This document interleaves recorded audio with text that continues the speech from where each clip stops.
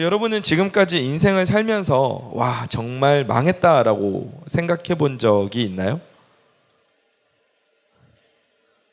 와, 한 번쯤은 있지 않을까? 와, 진짜 망했다. 완전 망했다. 라고 느껴본 적이 아마 한 번씩은 있을 것 같아요. 어찌해야 할지 모르고 어디서부터 손을 대야 할지도 감이 안 오는 그런 상황에 여러분 처해 본 적 있습니까? 저는 떠올려 보면 몇 가지 일들이 이렇게 좀 떠오르거든요. 학생 때는 이제 수능이 끝나고 그런 경험을 했어요. 그 수능이 끝나고 이제 학교에서 나오잖아요. 그 이제 다 끝나고 나서 이제 우르르 몰려 나오는데 별로 이렇게 느낌이 좋지 않았어요. 기분이 좋지 않았어. 그러니까 왜냐하면은 시험을 보면서도 막 내가 시험을 뭔가 잘 봤다는 느낌이 별로 안 들더라고. 뭔가 이렇게 찝찝한 느낌 있잖아요. 근데 이제 바로 그래서 PC방을 갔어요.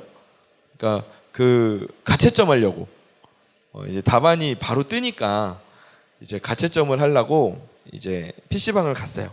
그리고 PC방에 가서 이제 가채점을 하는데 정말 놀랐어요. 정말 놀라운 일이 일어났어요. 왜냐하면 제가 생각했던 것보다 수능을 훨씬 더 완벽하게 망쳤기 때문에. 오, 어떻게 이렇게 망칠 수가 있지? 정말 놀라운 일이 일어났어요.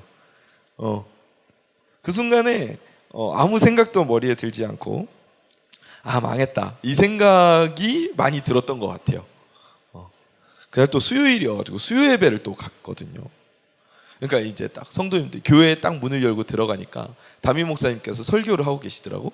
근데 성도님들이 다 이제 내가 딱 들어오는 것을 뭔가 느끼고 뭔가 나를 다 쳐다보는 것 같은 느낌 있잖아. 막 그런 느낌을 받는 그런 날이었던 게 지금 뭐 되게 오래 시간이 지났는데도 되게 그 느낌이 생생하게 남아있을 정도로 그 당시에 되게 저는 인생이 진짜 망했다라고 느꼈었던 것 같아요. 되게 큰 좀 어려움과 충격을 받았던 날이었던 것 같아요. 뭐 앞뒤로 더 긴 이야기들이 있어요. 이것과 관련된 이야기들이 있지만 일단 그때는 인생이 끝났다라는 생각이 들었던 것 같습니다. 군 생활을 할 때도 약간 강도가 약하지만 그런 생각이 들 때가 있었어요. 와 망했다. 이거 어떡하냐. 끝났다. 이런 생각이 들 때가 있었는데 이제 비무장지대를 순찰하면서 부대 차량 레토나를 이용하고 있었는데 찝차예요. 레토나는. 근데 그 전날 비가 많이 왔어. 근데 비무장지대는 포장이 안 된 도로가 되게 많아요. 그리고 막 산 이런 지형이 많아가지고 포장이 안 된 흙길인데 막 언덕이 되게 가팔라 이런 길이 되게 많아.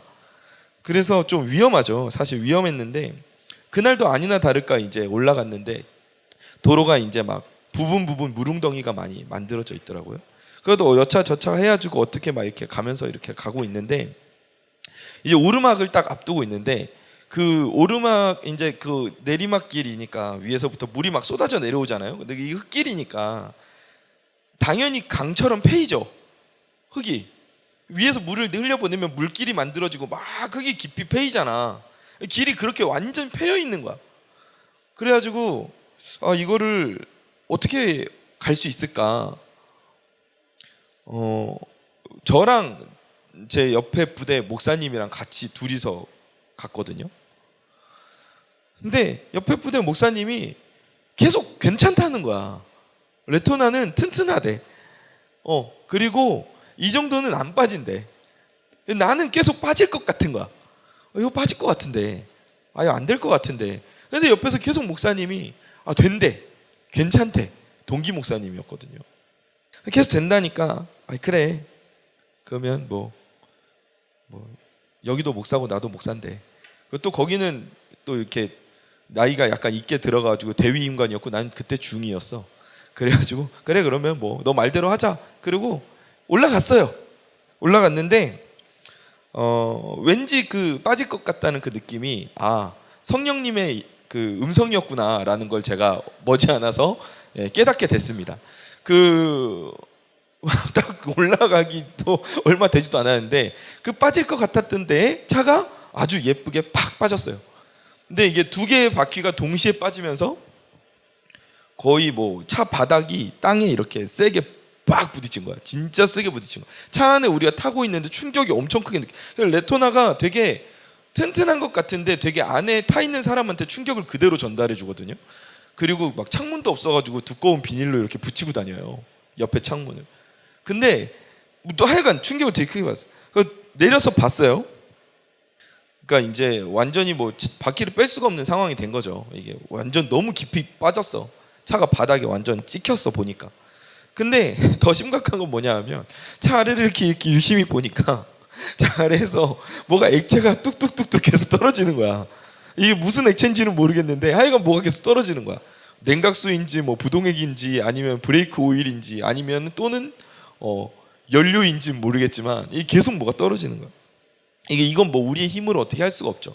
결국 비무장지대 한복판에서 그런 일이 생겨가지고 꽤 오랫동안 이제 도보로 이동을 해서 부대에 군안 요청을 했고 저와 운전병과 그 옆부대 목사님과 군종병이 구조됐고 차는 잘 실려갔습니다. 근데 그 딱 차에 빠지는 순간에 와 망했다, 끝났다 이 생각을 딱 했던 것 같아요. 여러분 어떻습니까? 여러분은 인생에서 이런 경험을 한 적이 있나요? 아마도 다 있을 것 같아요. 제가 지금 약간 가벼운 사례도 들기도 했고 조금 큰 사례를 들기도 했는데 우리는 인생을 살면서 이거 망했다, 그런 느낌, 그런 감정이 들 때가 있습니다. 실제로 그런 상황에 처할 때가 있죠. 정말 어떻게 해야 될지 모르겠다는 그런 심란한 상황에 우리 인생이 처할 때가 있습니다. 몸이 아파서, 마음의 아픔으로 인해서, 또는 시험에 합격하지 못해서, 내가 기대한 것만큼 어떤 일에 좋은 결과를 얻지 못해서, 재정적인 문제 때문에, 또는 가정의 어려움 때문에 우리는 다양한 이유로 절망이라는 절벽 끝에 서 있는 것 같은 그런 느낌을 인생을 살면서 받을 때가 있습니다. 굉장히 심각한 문제들을 우리가 경험하게 되는데, 근데 이런 문제와는 비교도 안 되는 엄청난 사건이 오늘 본문 속에서 일어났어요. 바로 선악과 사건이었습니다. 앞선 우리의 문제들은 내 삶을 흔들어 놓긴 하지만 한 발자국만 물러서서 다시 한번 생각해 보면 이 문제들이 내 삶을 완전히 무너뜨리지는 못합니다. 그러니까 어떻게든 다시 시작할 수 있고 어떻게든 수습할 수 있어요. 수능이 망했어도, 차를 해먹었어도, 그리고 여기에서 다 나누지는 못하지만 제 인생에도 여러 가지 많은 어려운 순간들이 있었는데 그 순간들이 지나서 지금 제가 살아있듯이 우리가 처한 문제들은 어떻게든 정리하고 다시 내 삶에서 희망의 불꽃들을 피워낼 수가 있어요. 그런데 선악과 사건의 결과물은 이런 수습의 차원이 아니었어요.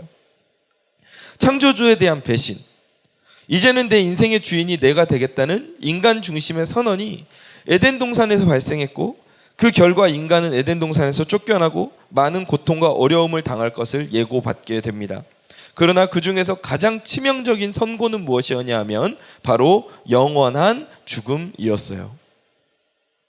우리는 하나님과 함께 영원히 행복하게 살아갈 존재들이었습니다. 그것이 최초의 인간을 향한 하나님의 디자인이었어요. 그런데 인간이 하나님을 배신했고 홀로 서기를 하겠다고 선언을 했습니다. 인류 가운데 죄가 들어왔고 그 죄는 거룩하신 하나님과 우리 인간 사이를 갈라놓았어요. 인간의 육신은 죽게 되었고 그 육신이 죽은 후에는 영원한 죽음인 지옥으로 갈 수밖에 없게 되었습니다. 이거를 수습할 수 있는 사람이 있을까요? 지금 이 문제를 수습할 수 있는 사람이 있을까요? 없어요. 사람 중엔 없습니다. 이건 수습할 수 있는 차원의 일이 아니에요. 아담과 하와도 망했다 라고 생각하지 않았을까요? 맞아요. 인간은 망했어요. 완전히 망해버렸죠. 철저하게 망했고 수습조차 할 수 없는 그저 망가진 삶을 살아가다가 죽음이라는 운명을 받아들여야 하는 그런 처지가 되었습니다. 인간은 절망의 끝에 끝까지 몰려서 더 이상 나빠질 수도 없는 상황이 되었어요. 이 영원한 죽음 앞에 우리가 시험이 망한 일을 갖다 댈 수 있을까요? 이 영원한 죽음이라는 문제 앞에서, 이 어려움, 이 선고 앞에서 우리가 다른 어떤 어려움을 갖다 댈 수 있을까요? 이거는 한 개인의 문제가 아니라 전 인류적인 차원의 문제였습니다. 그러나 우리가 모두 알고 있는 대로 하나님은 인간을 그대로 버리셨나요? 버리셨나요? 버리시지 않으셨어요.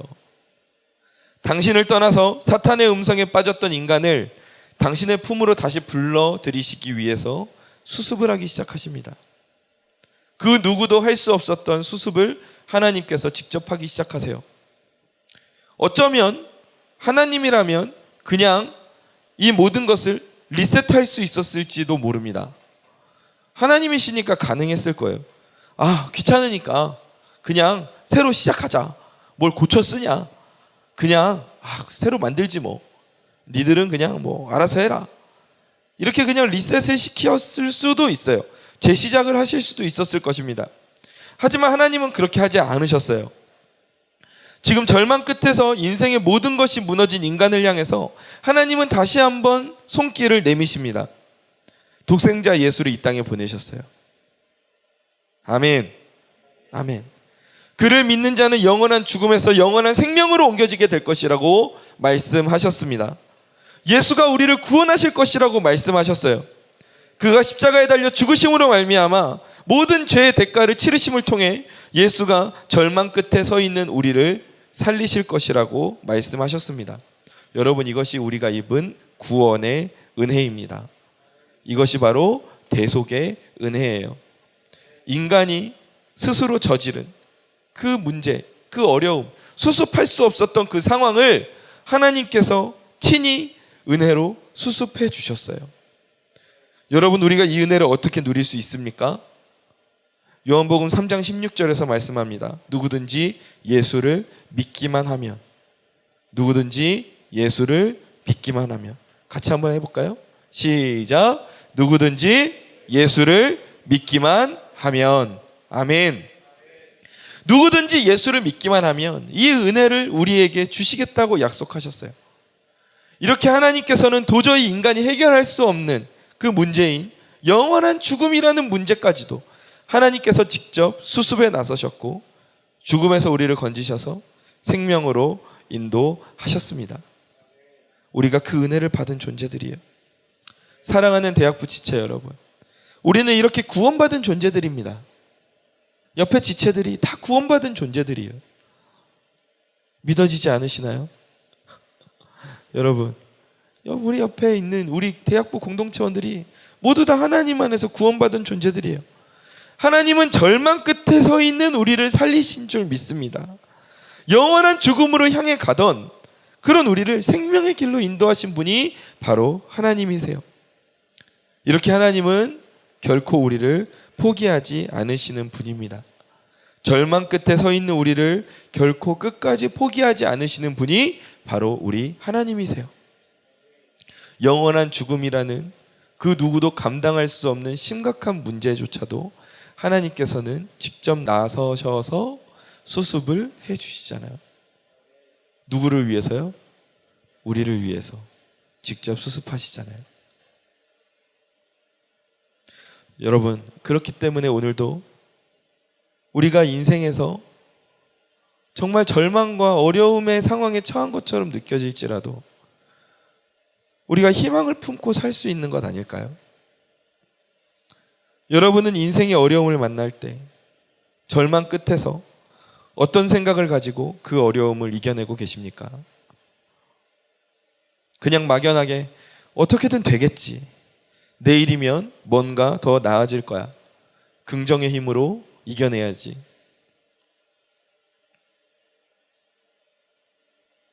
그런데 내가 오늘 인생에 많은 어려움을 만나도 내가 결코 희망적인 상황이 어쩌면 단 하나도 나에게 남아있지 않을 수 있지만, 그렇게 느낄 수 있지만, 그 가운데에서도 내가 오늘 하루를 살아갈 수 있는 이유는 하나님께서 나를 그 절망 끝에서 붙잡고 건져내시기 때문인 줄 믿습니다. 하나님은 여러분을 사랑하십니다. 하나님은 여러분을 너무너무 사랑하세요.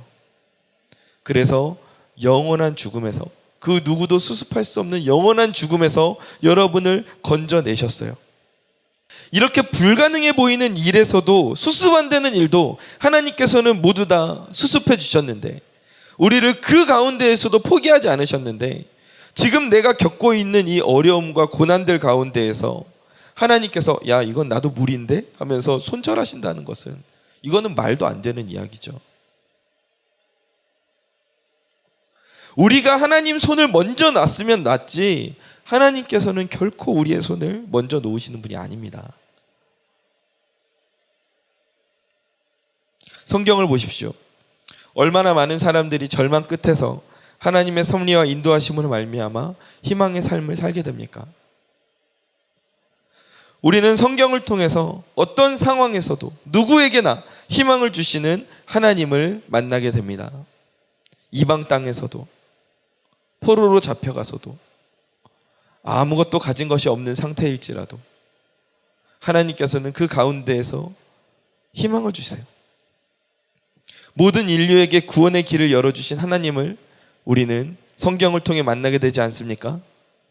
성경을 보면 하나님께서는 작게는 육신의 아픔부터 크게는 인류의 생사, 영적인 문제까지도 아시고 찾아오셔서 고쳐주셨어요.